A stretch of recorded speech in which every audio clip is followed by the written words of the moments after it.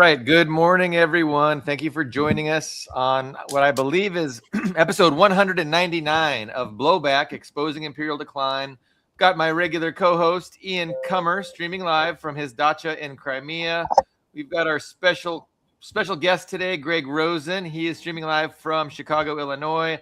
It's 11 a.m. there, 7 p.m. in Crimea, I believe.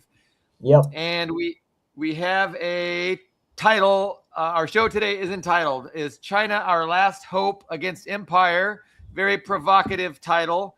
I want to just preface, today's episode by saying we could be living in the most decisive week of the 21st century. I mean, that could be the context within which we are convening this morning. I've catastrophized a few times over our 200 episodes about how important what is going on, but it is really applicable to today and right now.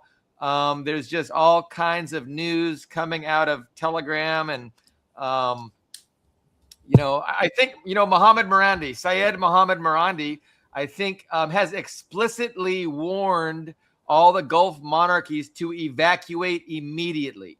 Like he has told Kuwait, Bahrain, the UAE to immediately evacuate. So, he is expecting, obviously, more bombing from the United States and reprisals from Iran. So, I mean, I don't want to understate the what is going on right now this week, specifically in the global context. Like there's huge events underway, and we're going to be talking about them. And we're going to try and, have some informed disagreement and, just explore the different ways to understand and analyze what's going on. So I think that's very useful. It's enjoyable. If you're into this kind of thing, which, who could not be into this? Like, what could be more important than talking about fucking what's going on? I just don't get it. But so having said all that, to contextualize everything from my perspective, I want to start with this Richard Medhurst 30-minute video that he put out maybe a week ago or so, kind of just, not just implying or suggesting, but stating outright what he believes is the Western strategy, or even the United States strategy. Of course, I don't see it. I don't look at things in terms of nation states, right? I think there's an oligarchy, a Western oligarchy that is controlling nation states, and they've got this, this really, really grand strategy that, isn't just pursuing the interests of a particular nation state, namely the United States. It's pursuing the interests of a class of transnational oligarchs. But he really lays out what the strategy is. He talks about how, the United States, the transnational oligarchy is going to use the United States military and their economy to create a shortage, a global energy shortage, and then to create a global energy monopoly, controlled by the United States, and then to weaponize that monopoly and that manufactured shortage against their rivals, namely China, which is the primary. The U.S. calls it their peer rival, their only peer rival. And so all of this is being done in the context, according to Richard and myself and maybe Greg, to weaken China's economy and threaten them, have a legitimate threat that, hey, you need to comply, you need to do what we say, or we will, utilize this leverage against you, and you're not going to want that. So that's really what Trump wants to do, going into his meeting in May 14th, which, may or may not happen depending on how Iran goes. Anyway, so I think I want to present, Greg has given us some context, some facts, some data about U.S. oil flow. So 2025. So Greg, could I ask you to just share what the relevance is of this data that you've compiled for us? Yeah, it's a bit of a counter to the idea that the U.S. is in a position to monopolize and squeeze right now. And we're also vulnerable to the same forces. So we use 20, just to run through it quickly, we use 20 million barrels per day. We produce 13 million of crude and 20 million of total petroleum products after refining. So because our refineries are built decades ago for what we used to have here, which was imports from the Middle East, Canada, Venezuela, Mexico, it's a heavier type of crude than what we produce here. So we still have to import between 6 and 8 million barrels per day of heavy crude to make our refineries work. So we export 4 million barrels of light crude, which we cannot process here because we don't have the refinery capacity. And then we export 6 million barrels of refined petroleum products a day. So we are a net exporter, but that also is based on having to import upwards of 7 million per day. So that's why our prices will be going much higher along with as the shortage bites here too. And then And it might we don't explain. have excess capacity to fill much of the demand in the world for either oil or natural gas. But it might explain why we wanted to take over Venezuela, because they have the kind of heavy crude that, you know, our refineries have been developed to, produce petroleum products from. But yeah, so that's interesting. Now, it doesn't take into account our access to Canadian or Mexican or, like I just said, Venezuelan oil.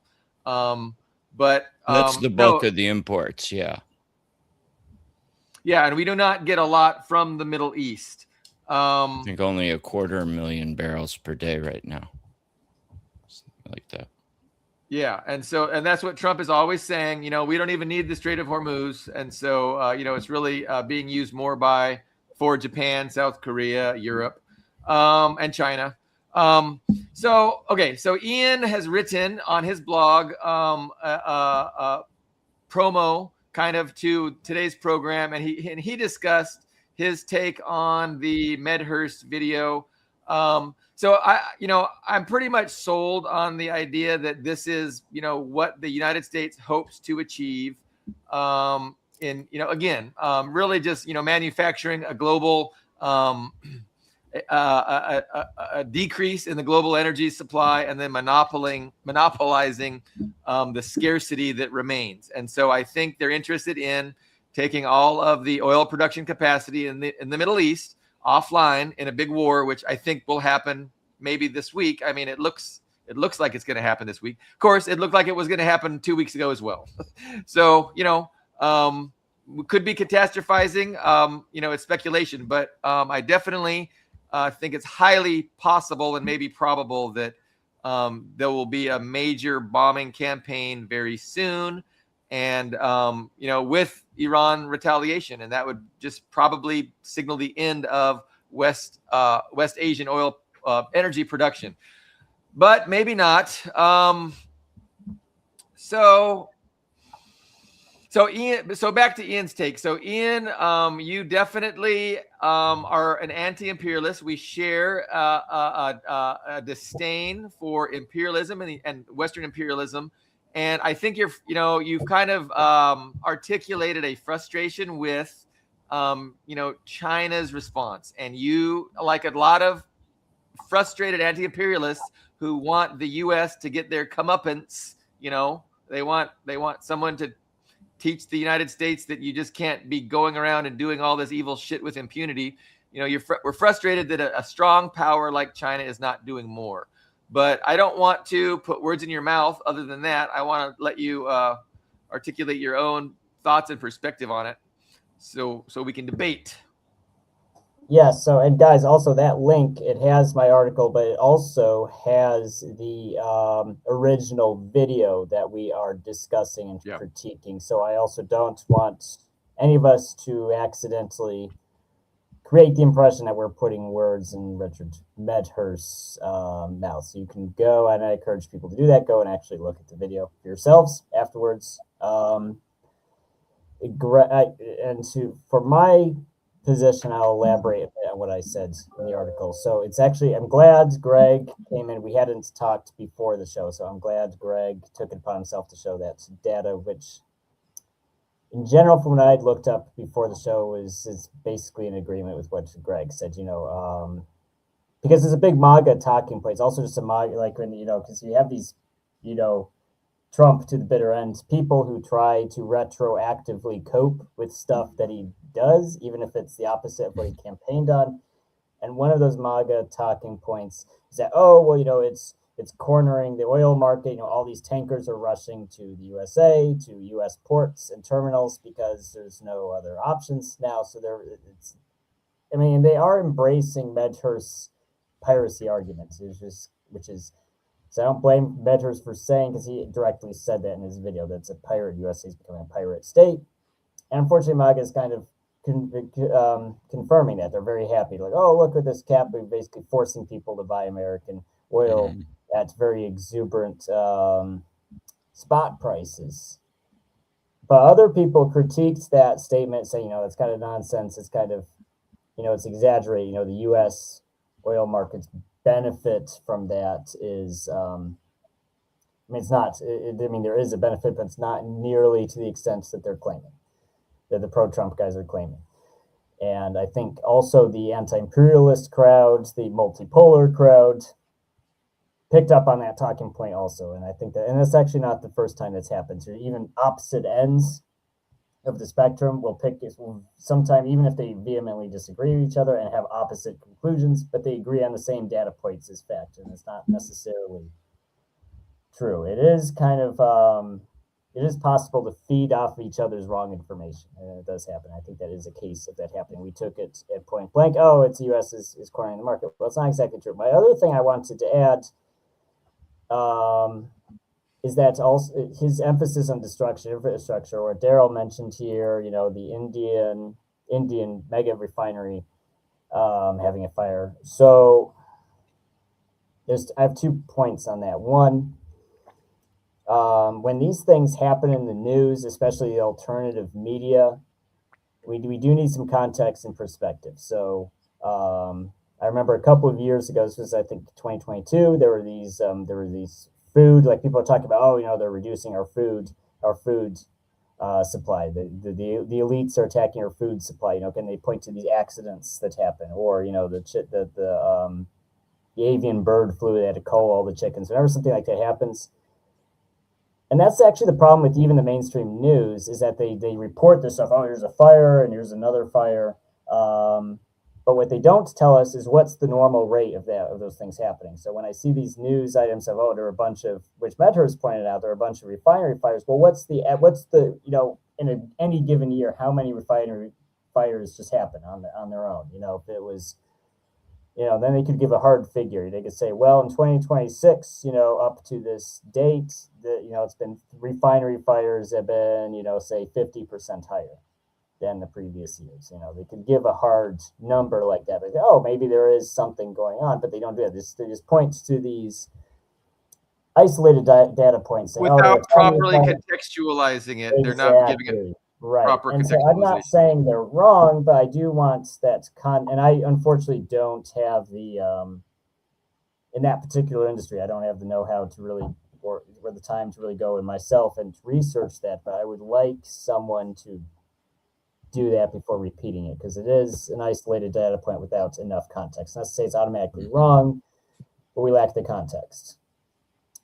So that's my take on that. And also I'm more in line with what Greg said, both on this show and the previous show, that the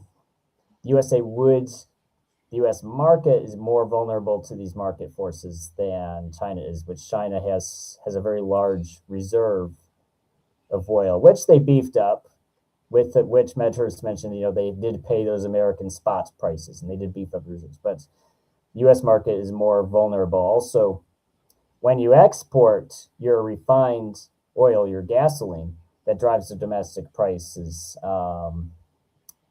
Like Russia recently for spring, they actually ended gasoline exports. And a lot of people, it's interesting, a lot of people, that's Right. another example of an isolated data point. People are like, oh, they did that because of the Iran thing. It actually has nothing to do with the Iran thing. They do this every year because it's spring. The farmers need the fuel, and they don't stop oil exports. By the way, the unrefined oil is still exported. It's the refined product that they keep to keep domestic prices down for the farmers.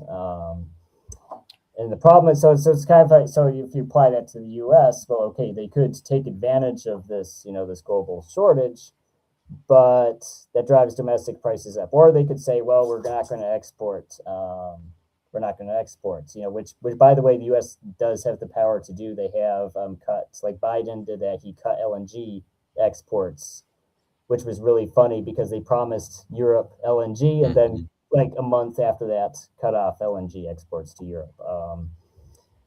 But you can't take advantage of the global prices without raising your own domestic prices. That's the problem. My last point. I'm sorry, I've gone on for a while, but my last point on this part of the topic is that people tend to treat these accidents and these attacks as permanent destruction of the infrastructure, which isn't true. I mean, Medhurst's video specifically mentioned Qatar, which I mean, I wouldn't say that's implausible. There's some sort of scheme about Qatar, because we sort of had a soft like Qatar gate in the news, like they were accusing Tucker Carlson and some of these other conservative figures. Oh, you're working for Qatar, the great mega superpower, global power of Qatar.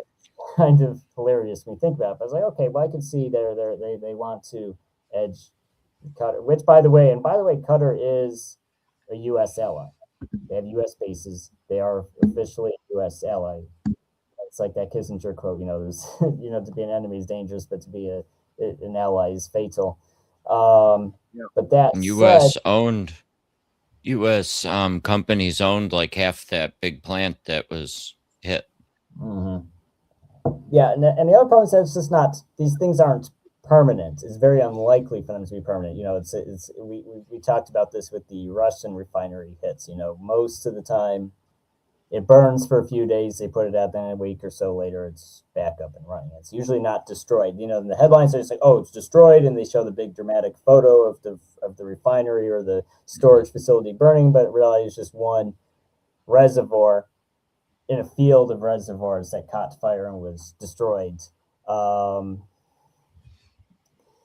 the facility itself is like, okay, you blew up one tank out of hundreds. What did that do? Nothing. I mean, it's annoying for the people who worked there, I'm sure, to have to clean that up, but it doesn't, by any stretch of the imagination. I would say though, the risk of demand destruction is much greater than any benefit, because if there's demand destruction, what we mean by demand destruction is if like companies that use fuel actually collapse, just go bust because it's too expensive, that means that demand is just destroyed. So even if you reopen the strait and put all the prices back to normal, the demand does not return, at least not right away, because you actually literally destroyed its demand destruction. So that's my main points on that. I mean, we can segue. I mean, there's more, like Billy Bob was referencing, specifically the China side of it, but that's my take, at least on the data that Medhurst presented in his video. Yeah, Medhurst isn't so focused on China per se, but on the U.S. monopoly, piracy, profiteering angle. Yeah. So, and again, I mean, I'm persuaded that he's probably correct in, what the plan is my suspicion, right? And so, and I like to contextualize that within the greater paradigm of, what is going on. And so again, I mean, I always want to look at everything from the macro analysis level, the macro analytical level, and basically, it's, Western imperialism is in decline. They're feeling threatened by these rising sovereign powers that they don't control. They're feeling displaced. And so, they've developed a comprehensive strategy to deal with those threats. And my assertion is that part of that is, has always been wanting to either, conquer Iran's energy, or if you can't conquer their energy and control it like you control the energy in the Gulf states, then you'll just burn everything down. And I think Iran has resisted, and they've let the United States know that, hey, you're going to have to just burn everything down. And so I think the United States is willing to burn everything down in the Middle East, to achieve this energy monopoly that, again, they're going to be using to weaponize against China. And this is the whole point of everything, right? Like, if China wasn't a peer competitor, there would be none of this would be going on, so this is the explanation for, everything that we see happening from Venezuela to even Ukraine, right? I mean, and just like Syria, was a gateway to Iran, what we're doing with Russia is a gateway and a necessary step towards China. And the pursuit of total global hegemony for the Western imperialists. I mean, that is the bottom line of what they are after. That's what this is about. And so what I like about Medhurst is it's a quick half hour. Go to Ian's blog. It's a quick half hour focus, talking about the actual strategy. So what's more important to me than the actual strategy, which I think is accurate, is to contextualize that strategy in the bigger picture. And then from there, we can extrapolate and predict what might be happening. And so I think events have been, going exactly as I've been predicting for quite some time now. And we see, a war with Iran that has not happened for 47 years. And we can ask ourselves why. And there's different explanations for that. A lot of people point to Israeli control of the United States government, or they just focus on Iran by itself without, thinking bigger picture, which I think is China. But so let's talk about, one fun disagreement which we have here is the idea of, China's response to all of this. But I'm not sure if it's even necessary to go to China's response to all this if we don't have a fundamental agreement about what all this is. And so maybe I could just let Ian to give a brief summary of how he see what is this? What is happening, and what does he see China seeing? And because I know you have criticisms of China's response to what is happening, but I think we might have a disagreement about what is happening. So I don't know. What can you? Well, because there's different layers. There's different layers that even, is there movement, and I can address, any one of them. The issue with the grand, which Medhurst did touch on, that that's meant to contain China, that, and there's these different chess pieces which, happen sequentially. So, they kidnapped Maduro, and then afterwards, Venezuela kind of, to an extent, flip-flopped. And then they moved to Iran, and you can say, okay, well, these are Russia. Sequential steps, right? Yes, Russia, the Shadow Fleet, as they call it. My, I guess, hesitancy to accept that is because it's assigning motive, and we don't know motive. We're not mind readers. We don't even know if these are all as connected as everyone thinks. So I do think it's correct that the attack on Iran it wasn't planned in a day. So I think it's very, and even I remember even when Maduro was kidnapped, we were talking on this show that this was likely a segue into Iran, because that's a logical thing to do if you want to attack Iran, is to do something about Venezuela first. But the grand strategy for it is less clear, I think. And I think that's putting it mildly, because especially because especially after the ceasefire, a lot of factions in Washington are distancing themselves from it, because we can say, oh, well, Israel, it's a conspiracy theory to say Israel controls Washington. That might be the case, but most of the other factions have distanced themselves from the Iran war. Like there's the New York Times, there's CNN, like all these big, which is interesting. Even CNN did, because CNN is typically very pro-Israel. Right, I mean, the whole Congress typically. Yeah, and they're all kind of, they were really lumping it all on Trump's head. And the New York Times article,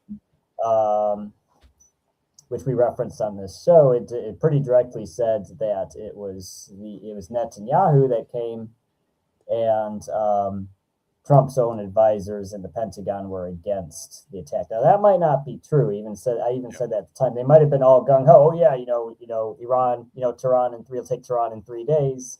And then after it didn't work, they all distanced themselves because they didn't want to be associated with failure. That might be what happens. But the point is, at this point, if Trump bombs Iran again, he's a lot more alone than the first time he bombed Iran, because everybody's kind of doing their best to distance themselves from the project. Now that said, I will finally answer Billy Bob's his question about my China stance. So in the article, I'll just say I'm not anti-China, but I'm not. I think actually you described it pretty fairly. It's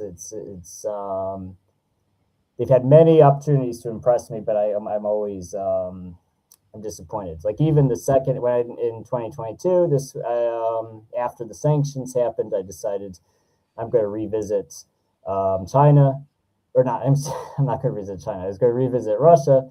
I actually found a Chinese affiliated bank that offered Americans Union Pay cards, and I said I want to use this in Russia.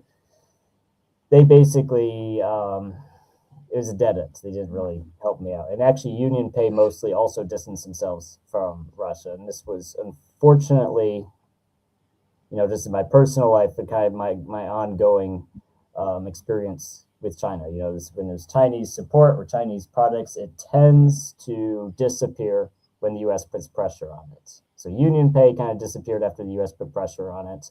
The allegation, I think it's a grounded allegation because China didn't deny it. Usually when Washington makes a BS allegation, the other side denies it. Like when they make a BS allegation against Russia, they deny it right away. China hasn't, as far as I know, has not denied it. So I think it's true. The Wall Street Journal claimed that it was China that put pressure on Iran to go into a ceasefire. Which was interesting because when the ceasefire happened, I think most of it, I was a little optimistic. I was like, okay, well, that must mean Trump was more painted into a corner than we realized. So this is a good sign. But then a few days after that, Wall Street Journal said, well, actually, it was China that was pressuring Iran to accept the ceasefire because China wants to be on Trump's good graces when I guess he has some summit. I don't remember the details. I'd have to look at the article again, but there's this upcoming summit and they want to be on Trump's good graces for that. And that's kind of my issue. It's like, you can't, I think we assign this motive for like, China's this big, pull in the multipolar order. And, they're a cure for, Western imperialism, they're a logical counterforce against it. Well, I don't think that matches with what China's actual policy has been. I don't think they're even mostly in opposition to it.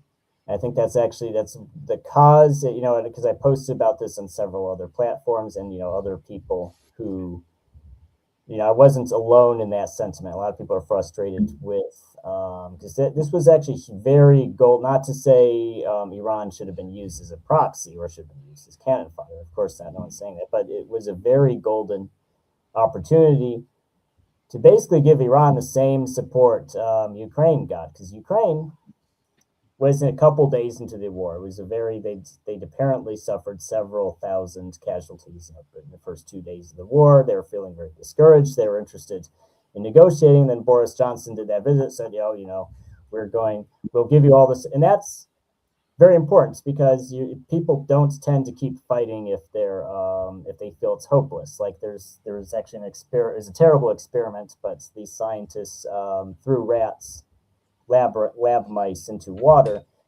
and waited for how long it took them to drown. And they found that if you actually rescue the rat right before it drowns, and you put it back in the water, it will last a lot longer because it has this hope that it'll be rescued. So I think when it comes to, not to say people are mice, but if you give a country this assurance that, if you continue this fight to its logical conclusion, you'll have the support to do that. And that's what Ukraine got. So they're still dragging it out more than 4 years later, trying not to drown.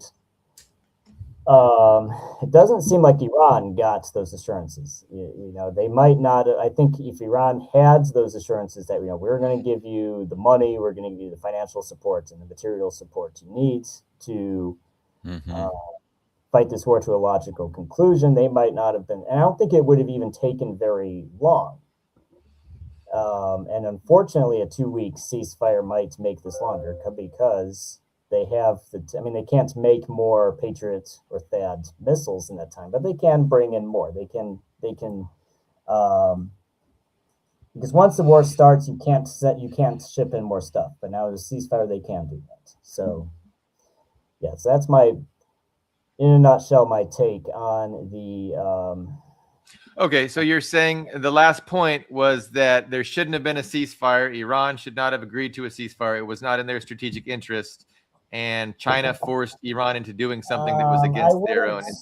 I wouldn't put it because we don't have enough information. It's like I mentioned, when the ceasefire was first announced, we're like, oh, wow, they must have really painted Trump into a corner, to a greater extent than we even thought, right? Because, it's unusual for there to suddenly be a ceasefire. But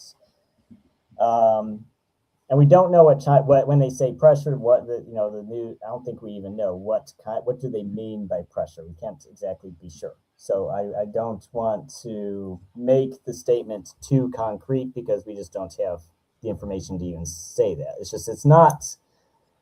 It's not a promising sign. Let's put it that way. I think that's the best way to put it. It's not a promising sign. It's not an encouraging sign. I do think Iran has the means if it goes back into a hot war. I think Iran has the means, even in the absence of outside help, they do have the means to hold their own. But we can't give China credit for this. That's my 2 cents on that. What was the last thing you just said? I was clearing my throat. Well, we can't. I think Iran has the means to win the war on their own. No, I heard that, and then you said one last thing. But we can't give credit to. I think there's a push to give China more credit than is due. Like I see, China's giving Iran all this help. Well, there isn't a lot of evidence for that. There isn't. They have their own military industrial complex. They've bought commercial satellite imagery from both Chinese and Russian companies. There's not a lot of material. I know, and actually, the USA has made the allegations. Actually, specifically, Russia is helping them, but I don't see a lot of material evidence for any of those assertions. Okay. Do you draw any implications from that, or are you just pointing it out? Like, what does that mean in the greater context? Well, if Iran, if we're going to paint it as one of Medhurst's statements in that video is that, it's this big, great game between the U.S. and China and its allies. A game needs 2 players, right? I don't see evidence that China is playing this game, because if they were playing this game, then they could have definitely been a lot more forceful than they were. Okay. So no, a lot of points, and I should have stopped you after the first one about Trump because it's what we need to discuss, and I think there's a lot that needs to be said about that. So when we go back to the Trump issue, what was his? Oh yeah. So everybody's distancing themselves from Trump, right? But they're only doing it in a theatrical way and not in any kind of a decisive way, right? So there was a vote in the Congress to authorize the War Powers Act, yes. Yeah, the War Powers, and it was like they got one Democrat to vote with the Republicans, and then they voted to not force Trump to declare to go to Congress before attacking Iran again. Was the gist of it, and so this is entirely unsurprising. And it demonstrates precisely what I've always been saying, is that Trump is the ideal candidate to do all these things, and they're going to facilitate him doing these things. And then they're going to try and distance themselves from him and pretend like, hey, it was Trump that plunged the global economy into depression and we opposed it. They can say that with a straight face because people are dumb.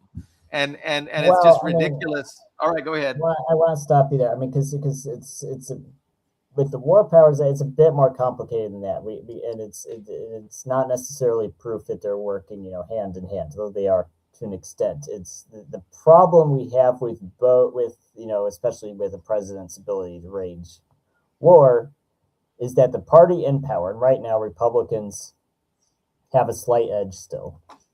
So they're the party in power. They have the majority.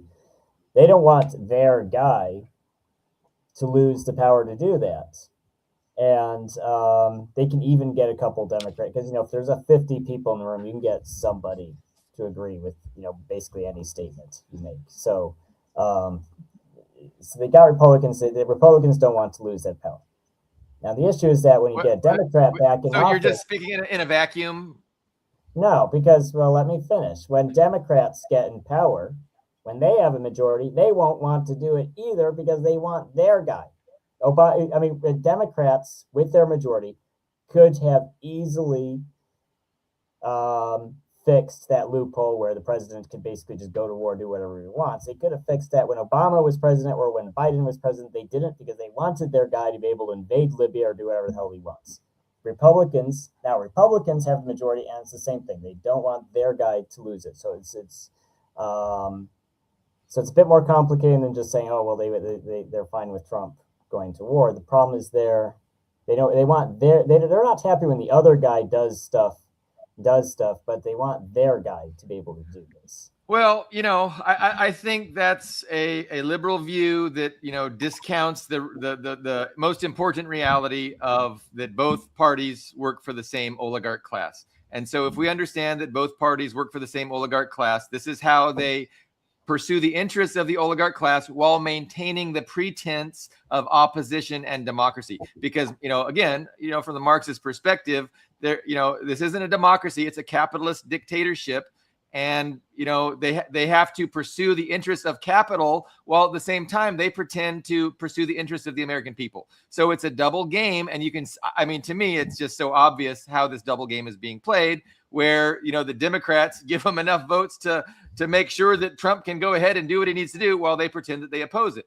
So, as I've, predicted 2 years ago, what's going to happen is, Trump's going to do all these things. It's going to be very bad for the economy.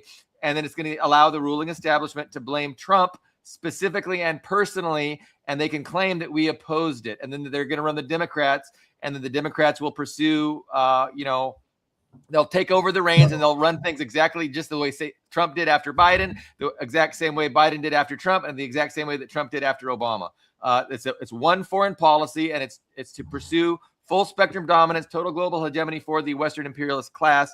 That's just what's going on, and you can see how it is entirely predictable and transparently bullshitty that the Democrats let one of their people vote, so this resolution exactly as predicted, exactly as expected. But anyway, so that's my point. That was what I want. That was my response to your idea that a lot of factions oppose Trump. Yes, they oppose Trump with words only, and that opposition is not substantial. They are greasing the skids for the global economic collapse that could happen in a day. But So Can I we're jump gonna- in? What, I want Yes, to okay. put it a little, let me reframe it a little bit. Both parties support destroying Iran. I don't know that there was consensus going to war right now was the right thing to do. With Iran, you mean another bombing campaign with Iran, as I opposed mean, the to whole war, taking it to a hot war. Well, okay. I mean, I you're mean, entitled there's science planning was underway during Biden, but we also know he vetoed the idea of launching an actual war, Yeah, that wouldn't have along worked with well for every other them president. because, What? again, I think there's a coherent strategy of getting Trump to do it and then blaming Trump for everything and then, running behind him and continuing without being tainted by everything bad that Trump did. That's the whole point of this charade. It's the charade. But that's not impossible. I mean, it's not impossible. That's what they're doing. I mean, I think there's I mean, Daryl and Cowley in the comments agrees with you. By yeah, the way. well, I have a Nazi getting my back. Thanks, Daryl. Oh my I'm God. just kidding, Daryl. Give you a hard time, Daryl. We're gonna meet up with Aaron Good. I think on the 27th. Aaron Good said he can join us for a discussion, but I'll get in touch with you about that. So don't take offense at me calling you a Nazi. Just embrace it. But what was I gonna say? I'm not done. Okay, so, I'm not so done, the, Ian. But the issue is that the material reality is what can Trump do? Because I don't see short of nuclear weapons, which I think which becomes a bigger issue because you're actually risking World War III. Because people can't just sit there and let the U.S. just nuke who they don't like. But what's Trump materially going to do against Iran? I mean, you can bomb them again. Well, they'll bomb the U.S. Middle East, Middle East infrastructure again, and it's just like it's out. Why would it go better? That's a question. Billy thinks that's Let me address it. I mean, so what I think is happening is there's two things going on. There's the game of perception. Trump doesn't want to own the destruction of Middle East oil. He wants to blame Iran for breaking the agreement and causing it themselves. And so that's why there's some delays going on. And that's why ultimately the entire plan is to either conquer Iran's oil supply. And in lieu of being able to do that, which they can't, they're just going to take all of Middle Eastern oil offline. This is the plan that Medhurst discussed that I've been, yelling with my hair on fire for a couple of years now. And I'm really, invested emotionally because I see it happening right before our eyes. But the plan is, again, to Trump doesn't want to take blame. He wants to pretend that Iran is being intransigent, that Iran had all these agreements. Iran has promised to do this. Iran has promised. And then Iran broke their promises, leaving poor Donald Trump with no choice. And this is really hitting a high fever pitch in the media right now. You see Netanyahu saying, hey, what we're going to do in a couple hours is because Iran's trying to Holocaust us again. This is what Netanyahu said this morning. Iran wants to Holocaust us with nuclear weapons, and that is why we have to do what we're about to do. So it's all about perception. It's all about blaming Iran for the destruction that they have planned on doing and understood a long time ago that is probably necessary. For why? It's necessary to perpetuate, to further this strategy of total global hegemony for the Western imperialists, namely weakening Iran, Russia, and China especially. And so this is all, a necessary stepping stones towards implementing their strategy to do an energy embargo of China, to refuse to allow China to export their manufactured goods using the waterway of the South China Sea, which is their economic lifeline. So this is all a necessary precursor to that, but we've seen delays and we're seeing it now. The timing matters, and there's explanations for the timing. So the delay from 2 weeks ago is more PR to justify what's going on and to blame Iran for being a Holocaust threat to the globe, to humanity that has to be dealt with. Sorry, my connectivity cut out. So I don't know if I cut out or if Ian cut out or what happened, but and then I was going to address. in ahead, this go ahead.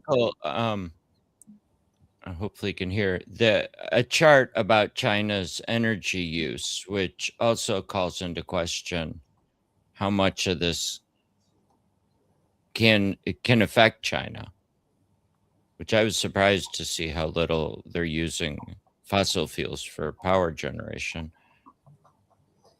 Well, aside from coal, which they have. Well, again, and Greg, can you hear me? Mm-hmm. Okay, good. Did we lose Billy Bob? Is that what happens? Well, I we're all thought I good was here. now. Oh, we're all good. Okay, I can't see Billy Bob for some reason. It's probably your internet. I mean, I've Oh been yeah, able to it's see everybody my. the whole time. Okay, good. And I apologize, guys. So sometimes, and I don't know why, for some reason in Crimea, sometimes my connection to the StreamYard service we're using gets screwed. So I apologize for that. My main objection to that is that destruction. I mean, what I mean, and I repeat my question. What's Trump? I mean, do you think they're going to use nukes? I mean, it's not impossible, but if they don't use nukes, then there's really nothing they can permanently destroy. I mean, they can bomb some stuff, and that will, screw up the global economy. It'll probably cause a recession. It'll probably do terrible things to people and people's livelihoods around the world. But it's not permanent. In 6 months to a year, things will be back to where basically the way they were. It'll be for nothing. What's it? Well, hold on. Okay, can I address that? So there's a few problems with that, Ian, and you're contradicting yourself a little bit because number one, you're talking about once the demand collapses, the demand's going to take years to come back. And also, I would just argue on a factual basis, every expert that I've listened to says that the West has the ability to take offline Iran's energy production very quickly, very easily, and set it back for years. It would take years before Iran is able to extract energy and export it to the point that they are today. So that might be not true, but you already said earlier that it's demand is the problem. I made the point about demand destruction, which is bad for the global economy, but there's nothing that, I mean, what magic weapons is the U.S. going to use that would permanently destroy? And I brought this up on this show before. We've seen Russia and Ukraine bombing the shit out of each other. And most of these targets. Ukraine's not an energy exporter. Ukraine is not exporting energy. They don't have a very vulnerable factories. You hit them with economy bombs. Based on you get people to fix it. They patch the roof. They replace whatever machines were broken, and then it's back online again a couple days later. I mean, Ian, everyone's saying Qatar's destruction is going to take 5 years to repair. You think that's exaggerated? I don't know. Because unfortunately I don't know what I haven't actually heard the 5-year claim, so I can't properly. Yeah, I just defer to the experts, and every expert I've listened to said that this is easily doable. The United States can easily set Iran back 5 years, and remember that's 5 years from the end of hostilities, right? And then it's also, doesn't take into account the ability of the United States to interdict seaborne, oil imports going to China. So the bottom line is I'm thinking that they're going to just destroy all the oil production. But even if they don't, and some residual oil production capacity remains in Iran, they're still not going to be able to send it to China, And so this is the point. But I would. China gets more oil from the other Gulf states.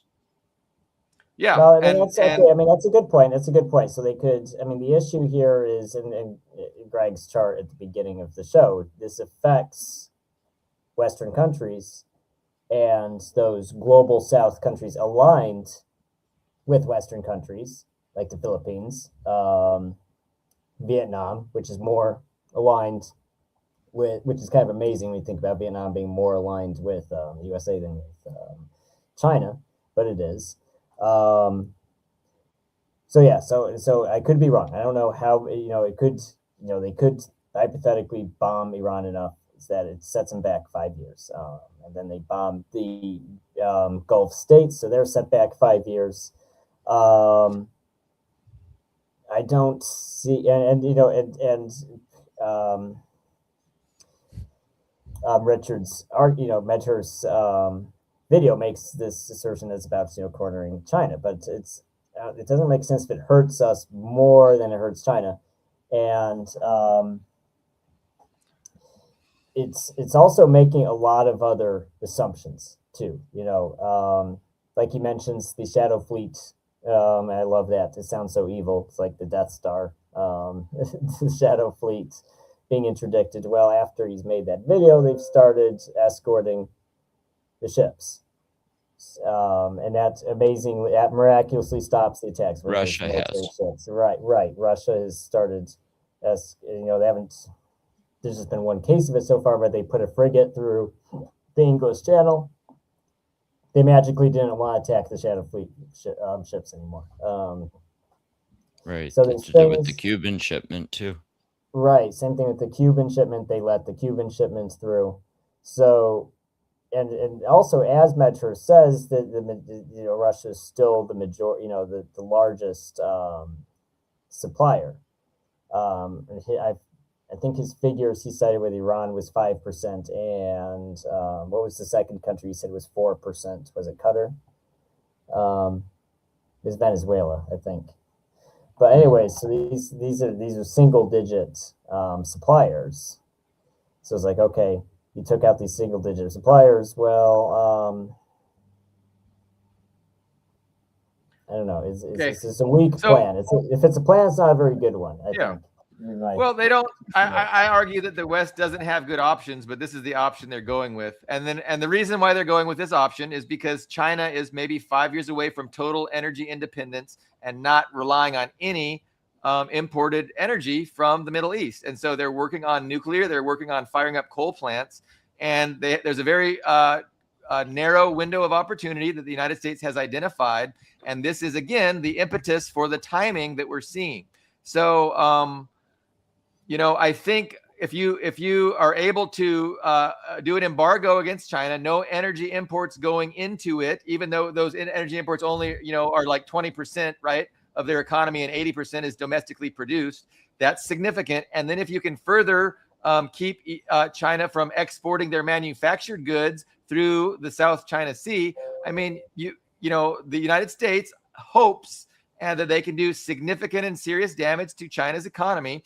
And they hope that, they will emerge on the other side of this huge World War III kind of, conflagration, maybe involving another proxy war against China, right? You're weaponizing Japan against China. You're weaponizing Taiwan against China. You're weaponizing the Philippines against China. You can launch another proxy war that you hope you can contain.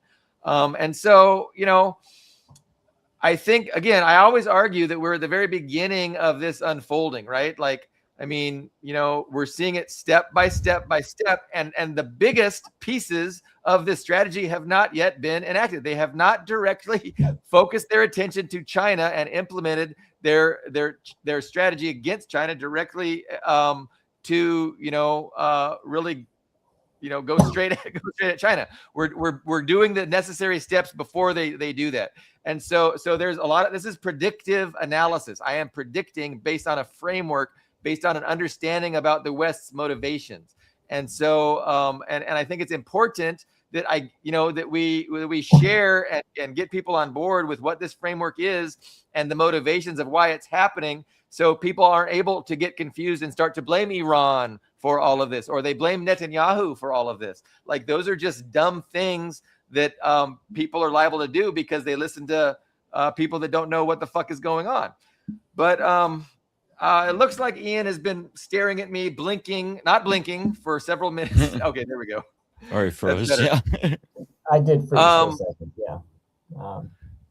So I don't know where this conversation should best go. I mean, again, I like contextualizing everything, advancing this predictive framework, telling people this is going to happen. It might happen in the next few hours. A significant movement in this direction could very well happen in the next few hours, which is a massive bombing of Iran, destroying their capacity. And so I predicted this 2 weeks ago too, when Trump, said, I'm going to destroy the civilization of Iran tonight. I thought we were there. And I was wrong. And so I could very well be wrong today. And they could be pushing this out for who knows how long, weeks, months. But the bottom line is there's a narrow window of opportunity that is rapidly closing. They have all these forces in place right now. Mohammed Morandi, like I said this morning, urged everybody in the Gulf monarchies to evacuate immediately because, you know, shit is about to go down. So given all of that, you know, I'm just thinking that it's more likely than not that, you know, within the next day or two, we're going to see a significant escalation in this, you know, this strategy that we're laying out, that Medhurst helped to lay out. And, you know, it's not even going to be decisive because it's not a pivot to China. It's just dealing with the issue that needs to be dealt with before they do this real decisive pivot to China. And at that point, nobody is going to be able to say it's not about China. And I mean, and that just has yet to happen. You know, you have to just kind of see it in the framing that I'm offering. You can predict it, but you don't really see it, right? You just have to understand that this is what's coming. Anyway, a feedback. Who is incensed to dispute what I'm saying? Well, we can go to the most we can go to the most incendiary with criticism of China if he wants to. Okay. Which is in. Okay, so guys, so I am going to share the screen. So I had posted about Iran to my Quora page. And guys, so if you go to the link, you'll also see Billy Bob's, I shared one of his long form comments here, which you can read. Oh, it's a good one. Mostly yes. And so I want to share a comment somebody had left on one of my pages, which I'll just read real quick. It's another kind of anti-imperialist person who is actually even more critical than me of China's response to this. So, and he addresses the oil argument to begin with, and he also shared the graphic that Greg mentioned. Oil and LNG make up liquefied natural gas make up a minority of China's energy requirements, which they've already been stockpiling for years anyway. The oil argument is a nonsensical one, especially when they can bypass the Gulf states and get Iranian oil while the rest of the world, besides Russia, suffers from an oil crisis. Here's a graph of Chinese energy capacity from last year. And let's be real. You don't sell equipment to Iran, form an alternative finance system, and engage in joint exercises only to turn around and say, actually, we're not allies. They are allies in the geopolitical sense. If anything, the U.S. has it worse, considering gas is the leading source of American electricity production at 37% in 2025. Fact of the matter is, Beijing is led by cucks. That's his word. There's absolute zero downside to the Iranian war that China has that it can't bypass, or the U.S. has worse. It gets worse the more you think about it. China could have, one, destroyed the petrodollar by aiding Iran financially and moving to secure some kind of oil deal. Something to take advantage of the fact that Iran was the only one who could sell their oil through Hormuz, while everyone else was oil starved. And as a bonus, it boosts Russia, which China needs if it wants to beat the Western sphere. Two, strength and coordination with Russia and Iran, military intel, coordinated strategy, etc. Embargo America, the USA, or establish some kind of economic retaliation. More rare earth minerals restrictions, sanctions. They are competing for the superpower spot, after all. And four, invade Taiwan, or at least pressure American bases and allies to stretch Pacific Command thin. And finally, five, establish itself as a viable alternative to the Epstein world order. It did none of this stuff that would be a no-brainer for anyone else. China is essentially not the real protagonist at this point, given how thoroughly they want to sit in the cuck chair. So that's the end of the quote. I want to hear Billy Bob's rebuttal of that. I'm going to stop sharing screen. Yeah, I definitely would like to. Greg, do you want to get in word in edgewise, or are you good with me grandstanding for another long time? Okay. Yeah, so the idea that this person is in a better situation to correctly understand what is in China's interest and what China's strategy is. It's just, I mean, to me, it's just colossally arrogant that any dumb motherfucker is gonna fucking take Takora and presume to know better than the Communist Party of China, who is responsible for the well-being of 1.4 billion people and has advanced that well-being on a trajectory that's unprecedented in all of human history. That he's gonna know better how China responds, how China ought to respond to what is going on. So I just think that's laughable. I think he's a fucking idiot for presuming to fucking that he knows fucking anything. Like, that's number one. And I'm sorry to be rude, to some dumb shit. But and again, like, I think that I understand China's approach, and I think I understand China's strategy. And I agree that China's approach and strategy is the best. Like, they are doing things correctly. And if they were to follow the advice of idiots like that, so that they could prove to everybody we're really anti-imperialist. Thank God China doesn't predicate their strategy on proving their anti-imperialist bona fides to idiot fucking Western leftists. And he might not even be a leftist. Because there's anti-imperialists, on the right wing, the libertarians, those dumb shits. Sorry. I don't know. And on the left wing. So to me, it's just preposterous. It's laughable. And like it I'm gonna do my best to illustrate and elaborate why. But just before I did that, I wanted to just say how stupid this person is to presume that his strategy ought to be followed by this. And if only he could get Xi on the phone, he could let Xi know, hey, stop being a cuck, Xi. Stop being a weak, spineless loser and fucking do what I'm saying to do. Because what I'm saying to do is going to be better for humanity. Shut the fuck up. Sorry. Okay. So anyway, thanks for letting me do that. Basically, so a defense of what China is doing. Okay. Mm-hmm. So China, number one, has time on its side, right? So China is winning. They can sit back and they can watch the Western Empire decline and overextend itself. And the longer that happens, the better it is for humanity. Okay. So, but they're also going to reciprocate, right? When China is directly attacked through like the sanctions that we saw last year that Trump was trying to do. Remember, what was the day? Liberation Day. He enacted all these things that the Supreme Court subsequently said were illegal, and now he's got to pay back all those tariffs. China just stopped him in his tracks, and it was an embarrassment. It was an embarrassment for Trump. China made him look stupid because he is. The West stupid. China has won this battle 10 years ago, if not more.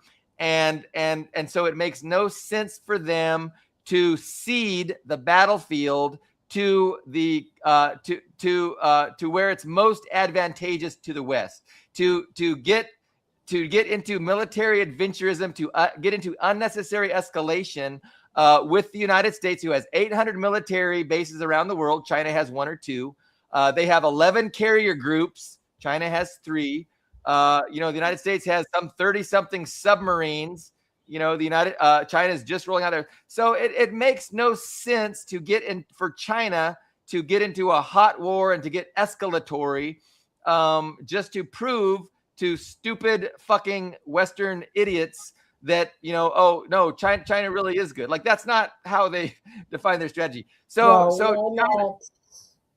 Why not embargo the USA? I mean, the USA is not shy about embargoing people who attack. Okay, China is. Well, China's. I was going to say China has trade relations with the United States, important trade relations, and also with Europe, right? And these things are important, and they would jeopardize those far more important things by doing some silly, unstrategic, escalatory adventurism that itself is going to have a whole bunch of unpredictable outcomes. What we can predict right now is that China can do nothing and win. And then these idiots are saying, oh, no, China needs to do something so they can maybe not win. I don't know. Well, we know their strategies. I mean, their overarching strategy since Deng is hide strength, bide time, right? So their goal is to catch up to Western development levels. So they don't want wars, trade wars, anything until they're at that level. But if it gets forced upon them, I mean, they're going to respond. Right, But when it's direct, exactly. Yeah.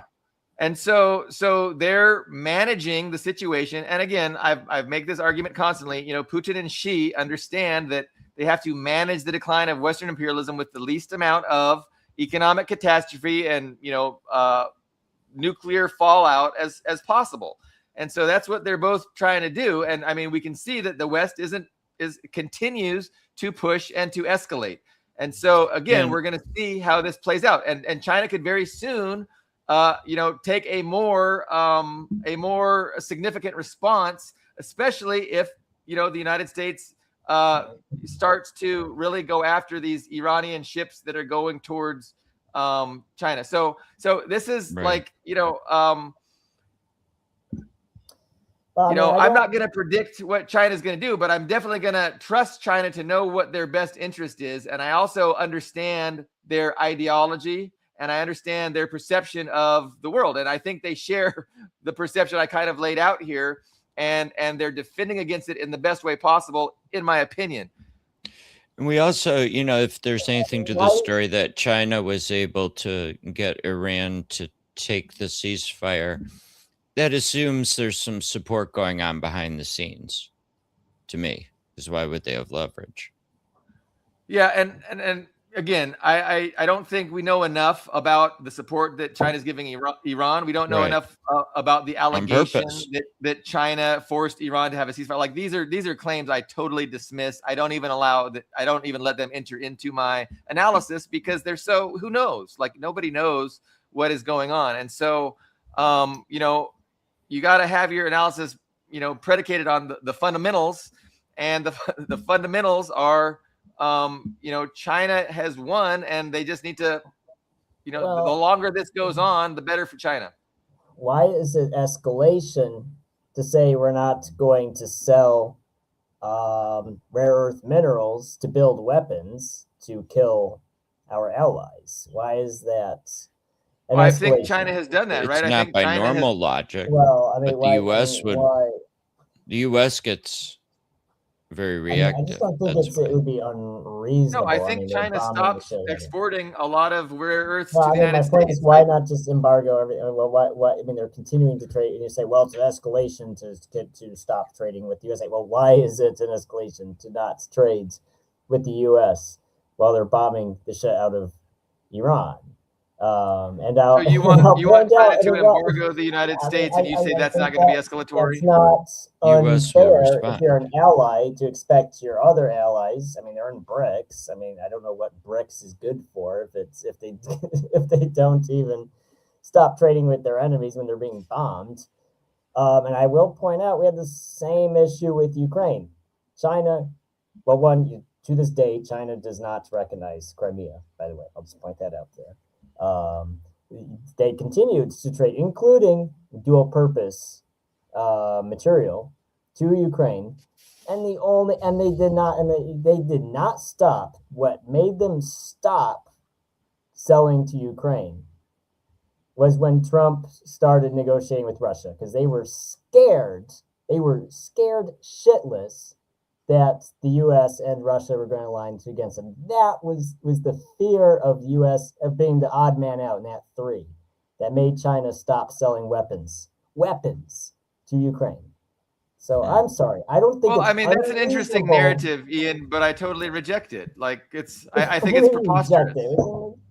How is it preposterous? I can well, because number one, I don't think China. I think Putin and Xi have a very tight understanding, and they share an understanding of what's going on, and they understand the history of the Sino-Soviet split. They understand that, you know, there's they're neighbors, and that they share a big border, and they're smart enough, and they're adult enough to not, you know, think like an idiot. So I mean, I'm totally confident that there was no concern whatsoever from Xi that, you know, Russia under Putin was going to throw China under the bus. Like I have 1,000% certainty that was never a worry in Xi's mind. But you I could mean, have stopped selling earlier. I can come to Moscow. yeah, no, it's been an ongoing thing, and it's not sales from Chinese state industries. There have been private sales, and they go through third parties, and it's very hard to stop. It's companies. Is it communist or is it capitalist? What are you wanting to change the subject to this? I mean, that's we can, and believe me. Well, it doesn't even matter. Any state can restrict weapons exports, and they do, including China regulates it. The U.S. does. Yeah, and again, they're alleged dual use, and I'm sure they're getting components for drones. I mean, I don't dispute or deny that that's going on. I just don't think it means what Ian thinks it means, and I don't think it's that significant at all. Okay, well, here's a question. What has China done specifically? That's from one of our comments. I think that's a good question. So number one, China doubled their imports of Russian goods, and so they might have doubled their exports of Chinese goods to Russia. So they ultimately sustained Russia's economy throughout the entirety of the SMO. So honestly, that's a hell of a lot. And of course, it's in China's interest to do so. But if China didn't do that, Russia would not be okay as okay as they are. And so I think just bankrolling and providing a solid foundation for the Russian economy by doing that, it just shows that they are inseparable. And they are in lockstep in their resistance to Western imperialism. And they understand that the West is trying to destroy them. And as long as that continues, they know that they're stronger together. And that's just the obvious reality. So, what else has China done besides just? It's true, China and India were very happy to buy Russian oil at a very steep, almost at cost discount. I would think an ally. Yeah, was Russia happy to sell it? Well, Russia didn't really have a choice, did they? They were. What do you mean? Did China have a choice? China had a choice. They didn't have to buy Russian energy. More I don't know. I mean, I think Russia was more than happy once their export market in Europe was overthrown. 5 minutes ago, we were like, oh, well, cutting off oil imports to China is meant to put pressure on China. And now you're saying, well, they could have chosen to not buy Russian oil. Well, okay. I do think one of these days China could have chosen to side with the United States against Russia, and China did not do that. China chose to side with Russia against the United States. Against Russia all the time. What are you talking about? All the time. Every time the U.S. threatens to sanction China, they fold like a paper bag. There's no union pay because they fold it. When a Chinese institution is trading with Russia, the U.S. Treasury says, hey, stop that or we will sanction you. They back down 100%, not even one exception, not even one single exception of China not backing down when the U.S. threatens them with sanctions. So your geopolitical analysis is that it's the United States and China and Europe against Russia, and Russia is all alone. So, and I just think I think that's preposterous. I think that's silly. How is that preposterous? So when has China not backed down against sanctions? Can you give me one example? Well, Iran. I mean, what China does is they move it over into, like gray market. They have those private refineries who they, who get in trouble where the state-owned stuff avoids it. The teapot refineries India does are the same thing. sanctioned and stuff. India does the same thing, but I don't see on the show that India is, a global power. That India is the pole of the world. I mean, what makes China stronger than India at this point? I mean, because Well, their economy I is mean, I about would 6 say times that, as bigger. the only anti-imperialist power right now on the planet is actually Iran. They're the only ones who actually sacrifice blood and treasure unselfishly to help other countries. It's not China or Russia right now, unfortunately. Well, do I don't think, know well, I what the will say point it's a of good. that kind of analysis is. I mean, what are you casting aspersions at Russia and China and saying that, they No, the should be doing something Soviet differently? Because that's the Union. implication. The No, it's not implication an is, aspersion. I'm saying that the Soviet Union and how Iran are very unusual historically. So, I mean, the standard we're holding them to is not something that's regularly occurring over time in history. the I standard will that say we're what's holding happening. We're them holding to. China to here. Well, with Iran, I don't think will I don't say- think it's right to say they're aligned with the US, but their level of rebellion or resistance is limited by what, will cause retaliation or confrontation with the US, which they don't want.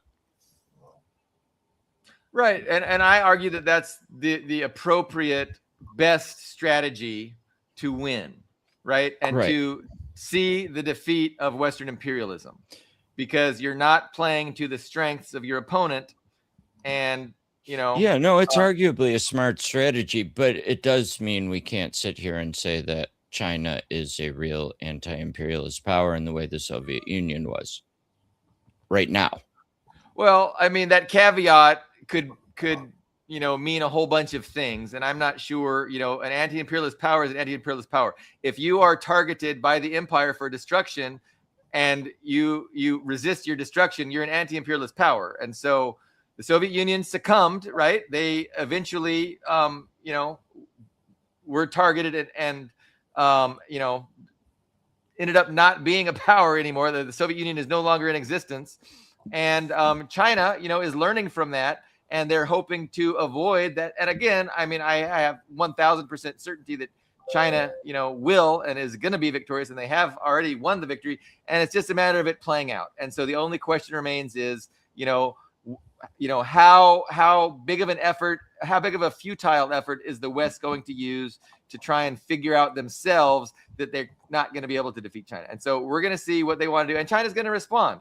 But China's not going to escalate. China's not pushing this to happen because they understand they're ultimately the target. But it's just weird. I mean, it's just a totally different understanding of things to hear Ian say that, China has aligned itself with the United States against Russia. It's just upside down and turns everything on its head. And I don't know where, what framework leads to that kind of an understanding, or, what it's predicated on. But I don't think Putin sees things like that at all. I think Putin sees things pretty much how I see things, how I'm explaining things, and I think she does as well. And I think the leadership in Russia, the leadership in Iran, the leadership in China is pretty much on the same place as I am, and as Richard is. I think they understand that there's going to be this effort to monopolize global energy, to weaponize it against China. Like, this is not anything that's hidden. And this is in policy papers. It's been invested in. It's been talked about, not openly for the American public to understand. And that's what I feel is my point here, is to just proclaim it openly and honestly, and make people deal with this reality, as opposed to the other nonsensical analysis. Well, you know what? We really have to worry about Iran getting a nuclear weapon, because Iran has declared that they will perpetrate a Holocaust against Israel. And that is explaining what Trump is doing. Trump is really the hero, right? That's one explanation to what's going on. Another one is Israel controls the United States. So Israel is getting the United States to fight Israel's war and defeat their regional rival. Like, that's another explanation for what's going on. And it doesn't make sense. Neither one of those makes sense. What makes sense is, again, I argue, is what I've been saying and writing about for years, is it's global geopolitics. It's pursuing global hegemony for the transnational oligarch class, the Western transnational oligarch class. And we're going to see, and we've already seen, from my perspective, like, this has been proven true with all of the events that we've seen, and it's going to be proven more true. But it is still predictive insofar as it hasn't targeted China fully yet. And when it does target China fully, then we will see that China was absolutely correct to play the game how they've been playing it. and Western demands that they do more or escalate before is necessary, I think are foolish. And I think time will prove that to be correct. But you guys are good to let me grandstand and say what I think. As far as Israel goes, and I've said this on this show before, whoever wins this war will become a superpower, a global power. If Iran is defeated, Israel will become a global superpower, and they will not need the USA. The Middle East has a population of more than 500 million people. The reason Israel is not a superpower now is because of Iran. Saddam got taken out of the picture. Iran is all that's left. If Iran gets taken down, Israel will be the top dog in the Middle East. That economic bloc will be stronger than the USA. They won't need the USA anymore. They can throw the USA in the trash. Because even the substantial aid the U.S. sends to Israel, more than $3 billion a year, still that's nothing. If Israel is the superpower of the Middle East, owns the Middle East, they don't even need $3 billion. They can wipe their ass with $3 billion. But if Iran wins, they will become a world power. They will emerge from this war as a serious world power that is in the peer group of Russia, USA, China. They will have to be respected as a world power if they win. Point 2 is solid. Point 1 is pretty shaky. I can't see Israel as a independent power. What do they have? 20 million people? Why wouldn't they be? 10 million people, no resources, except some gas, right? They've got 30 miles minimal industry from the border to the sea. My point is tiny population. If they defeated Iran and they were just in control of the Middle East, they had Greater Israel, as they call it. Yeah, but with whose population can they control the whole Middle East? No, because the Gulf states are already in Israel's pockets right now.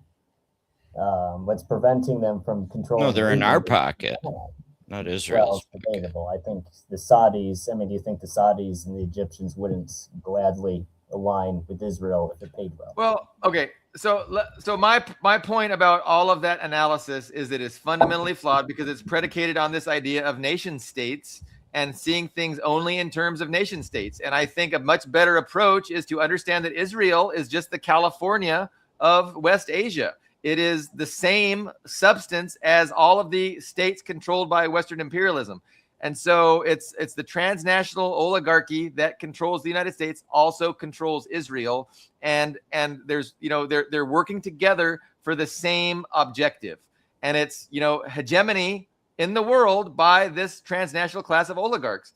And so Israel is a weapon, just like the state of California's weapon, but Israel is a frontline weapon that, can be, exploited, utilized, sacrificed, weaponized, in furtherance of this agenda of global hegemony. And of course, we know the Middle East is a very important region of the world. So much energy, comes from there that the world consumes. And so again, what we see is Israel being weaponized, and they ultimately Israel might be utilized to hit Iran with nukes. I mean, that is a possibility. I definitely can't rule that out. But we see how Israel is being weaponized as the a land-based aircraft carrier of Western imperialism to attack this intransigent sovereign rival that threatens, Western global hegemony. And so to speak of it as if that is not true, and as if there's nation states, and as if the United States is China. Is China a nation state? Or is it the global plural? Is China a nation state? No, China, like Iran and Russia, they're sovereign, independent nation states that resist, Western imperialism. But Israel isn't. Israel is owned by the Western imperialists. Right. Israel is a colony. I mean, it's there. So they're no different than the colony of California. And so to see them as a distinct, separate nation state is buying into a liberal framework that is not predicated on reality. And liberalism isn't predicated on reality.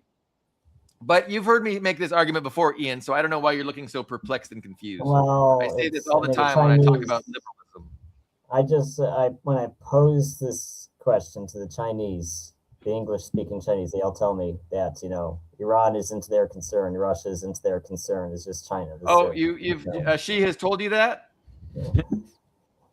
Yes, Billy Bob. She personally told me that. I mean, who cares? What about your anecdotal evidence about individual English-speaking Chinese means nothing to me. Expert on what she does. I mean, it's like why do you know what she does or doesn't? Well, I think I share his ideology, right? I think I share his fundamental ideology, his worldview, and of the Communist Party. Like, that's it.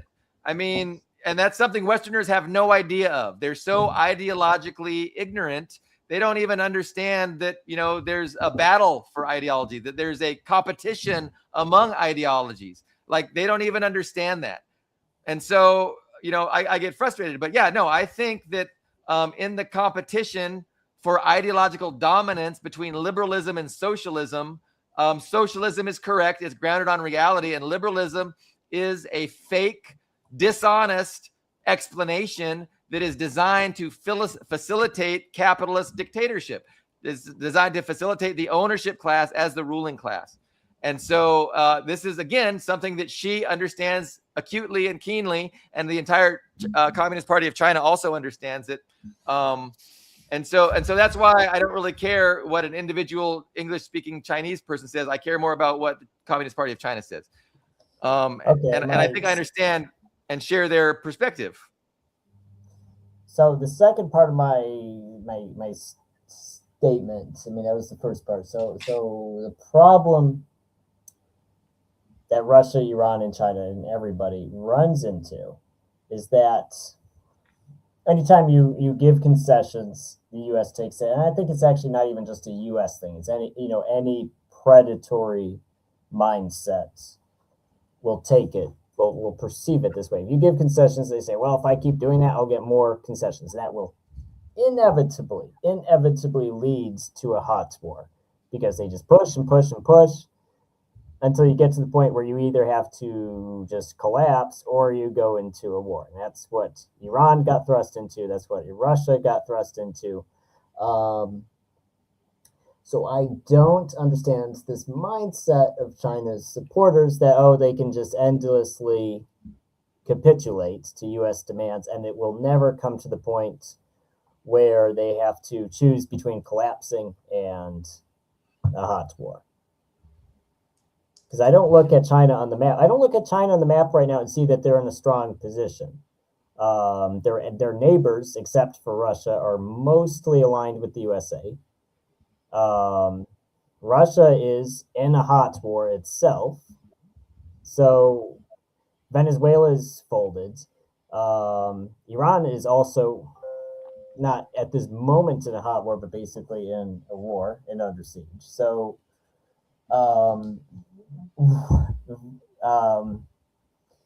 who does China have in their? North Korea decide is more. Is there one actually? Is actually the one formal alliance, military alliance that China has? And they went and got their own nuclear weapons and signed a different military alliance with Russia, but I don't. What is this? What's the lot? Maybe my question is, what is the logic to thinking that this will not end in a hot war, and that endlessly, taking a step backwards for two steps forward? When you have two people that share the same planet, like, only one person has to decide whether the war will be hot or not. And so China doesn't have any control over that. It's going to be the West's decision what they want to do. And so, again, China is not interested in escalation. China is on a trajectory to win. The window of opportunity is closing very quickly for Western imperialism. And so we're going to see what they do. And China will respond decisively. And China will ultimately demonstrate that they won this, 10 years ago, and it'll be obvious. So, I don't blame China for not being escalatory before they is necessary. Like, why would they do that? So that's it. I mean, I'm totally confident that, China is not acting from weakness. They are not acting out of, cuckery, if that's a word. And again, like when they were directly attacked with those sanctions, right? Like they responded, they reciprocated, and the U.S. backed the fuck down. And so, we'll see how far the U.S. is willing to go. And I think they're willing to go pretty far because they're desperate. They don't have any morals, and they're not going to sacrifice themselves. The oligarch class, they're going to get through this global conflagration just fine because they are billionaires. And so they have their luxury bunkers, and they're going to be asking, the people of the world to sacrifice. And they're also going to be telling the people of the world that, hey, it's not us causing you to sacrifice. It's China, it's Iran. And so the point is, don't believe them because that's not what is happening. And so again, if my predictive framework is way too predictive for a lot of minds to agree with, give it some time. And I don't think it's going to take much time at all. And it'll be very clear, exactly, what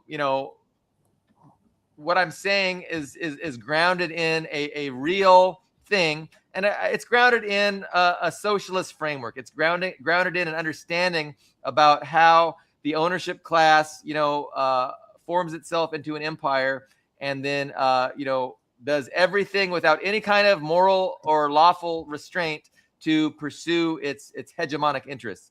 And so because of that, and because they own the propaganda apparatus, because they're able to, get people's opinions and turn them exactly 180 degrees from where they should be, they feel emboldened to embark upon this very dangerous adventurism predicated on, manufacturing a global scarcity of energy, monopolizing that energy, weaponizing it against China. Like, this is what they're going to do. And they're going to do it because they feel they can get away with it, and they're not going to be held accountable for it. And it's their best chance to fucking win, to beat China from their perspective. It's not going to work. You were correct in that. But I will say that that'll be my final statement for today. And I'll, if you guys want to rebut, I might want to say one more thing, but we'll see. Greg, any thoughts about my diatribe? Yeah. I can't, prove or disprove your central thesis, but I mean, I tend to think this is a giant fuck up more than anything. That if this is the goal and the strategy, this is a disaster. The oligarchs cannot handle this. They're not going to survive it better than China or rivals, and are going to have a wicked time here domestically. Yeah. I mean, no, it's going to be catastrophic, but again, I think it's planned. I think it's planned catastrophe. So I think that's maybe where we just disagree fundamentally. You're seeing they fucked themselves and painted themselves. Yeah, I think most of the ruling class would not have chose to do this right now. This is Yeah, I mean, and it's hard to take a poll of the ruling class and see who's down and who's not. But ultimately, you've got factions in power that are empowered to make these decisions, right? And so that's kind of how class rule works.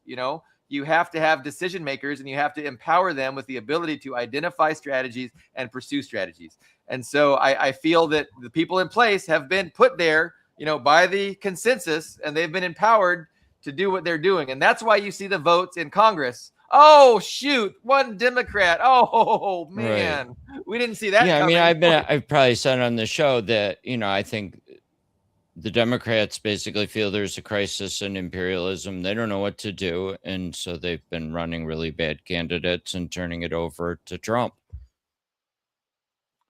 But yeah, you don't know what to do either. They're not in opposition. The point is, they're not in opposition to this plan. They're not in opposition to Trump dragging the world into global economic catastrophe. They're not opposing that.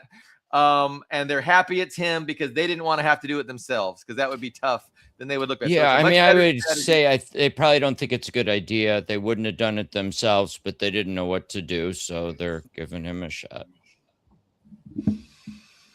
Thank you, Greg, for joining us and for your analysis. Ian, any final thoughts before we? No, that's a good final note, I think, to end on. Okay, maybe Friday we'll reconvene, and maybe a lot of things will have happened. If nothing happens, maybe I won't reconvene because I don't want to be told I was wrong. I don't want to hear it, but that's not true. So yeah, we'll probably reconvene on Friday. So we had a lot of good commenters with their comments. I didn't get to many of them, but I will after the program. And then, yeah, I just want to thank everybody for listening, and we will reconvene on Friday. Thank you very much.